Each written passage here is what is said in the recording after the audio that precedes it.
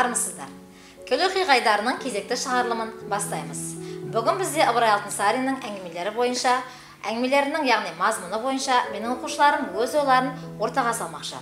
Бибінұр, Ыбырай Алтынсариннің қандай әңгімесімен таныс болдыңыз?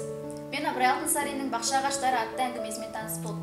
Бұл әңгіменің негізгі ойында балаңыздың тәрбиесіне бейжай қарамауда. Егер балаңыздың тәрбиесіне бейжай қарап, оған мүлде көңіл бөлмесеңіз, балаңыз екінші ағаш секілді қисық болып өседі. Ал оған қарап, күтім көрсетіп, жақсы заттарды айтып отырсаңыз, балаңыз бірінші ағаш секілді тіп-тік болып өседі.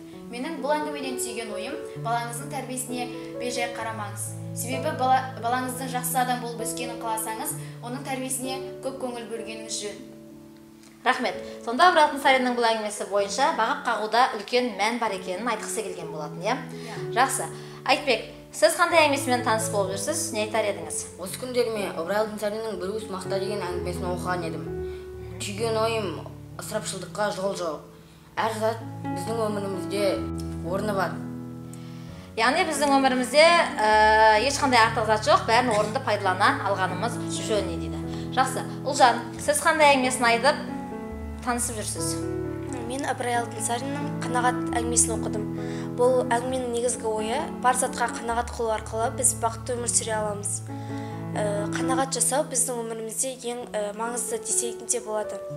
Ал менің бұл әңгімеден түйген ойым, бақытты болудың бір сыры ол қанағатта.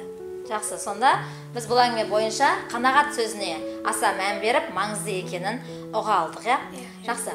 Рамазан, сіз қандай әңгімесі бойынша ойыңызды ортаға саласыз? Мен Ыбырай Алтынсариннің «Жаман жолдас» әңгімесімен таныстым. Жаман жолдас ол сынақ келгенде ашық көрінеді.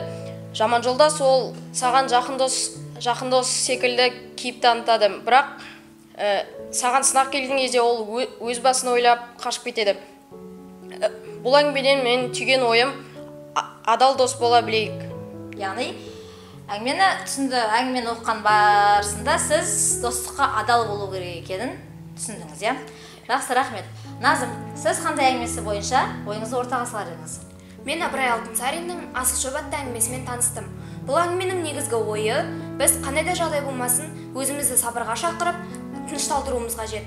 Және сабырға байланысты түрлі мақалдар бар. Солардың бірі «Сабыр түбі сары алтын, ашу дұшпан ақыл дос». Бұл әңгімеден түйген ойым, қандай да жағдай болмасын, біз өзімізді сабырға шақыруымыз қажет. Жақсы, рахмет. Я, балалар, барлықтарыңызға рахмет. Ыбырай Алтынсариннің әңгімелері шындығында да өскелең ұрпақ бойына ізеттілікті, білімпаздықты, ақылдылықты сіңіре білетін әңгімелер. Соның ішінде Ыбырай Алтынсариннің ең басты қозғайтын тақырыбы еңбек тақырыбы. Еңбек етсеңіз, сіз өнерге де, білімге де өзіңіздің адал тер еңбегіңізбен жетесіз деп, үнемі осы еңбек тақырыбын өз әңгімелеріне арқау етеді. Жас дос, сізді де бізбен бірге кітап оқуға шақырамыз. Назарларыңызға рахмет.